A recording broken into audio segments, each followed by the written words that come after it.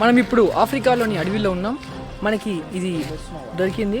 ఏంది అది? జగ్గు చూపి ఒకసారి కెమెరాకి.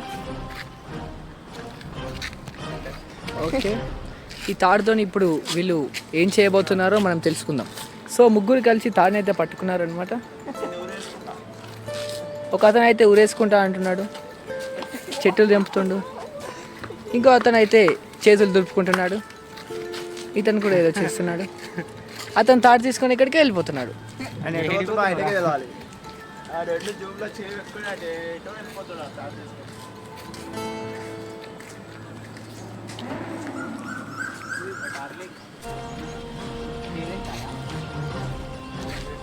సో అయితే మళ్ళీ ఏం దొరికింది సార్ మీకు? కట్టె దొరికింది సార్. కట్టెతో ఏం చేయబడుతున్నారండి?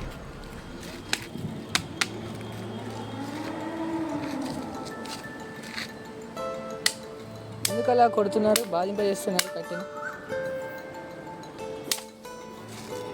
కట్టెను అయితే ఇరగొట్టాడు సక్సెస్ఫుల్లీ. కాలుతో మరీ తంతున్నాడు.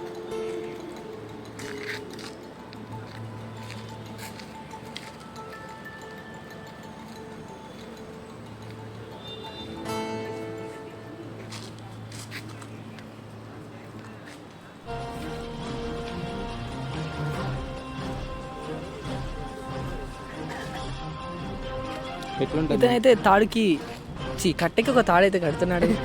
అది తాడు కూడా కాదు, వేరు, చెట్టు కొమ్మక వేరు ఉంటుంది కదా అది. సో దాన్ని అయితే కట్టేశాడు. బాహుబలి రీక్రియేట్ చేస్తుంది. చెప్పండి భరద్వాజ్ గారు, మీ ఎక్స్పీరియన్స్ ఎలా ఉంది ఇక్కడికి వచ్చినప్పుడు? చాలా సూపర్.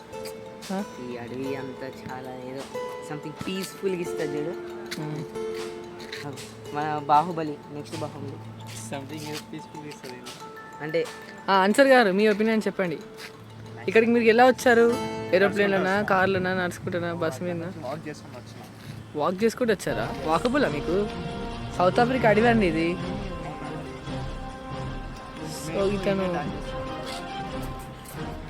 సో ఇతనైతే బాహుబలి రీక్రియేట్ చేస్తుండే. అంటే ఏదో ఆయుధం అయితే తయారు చేసిండు.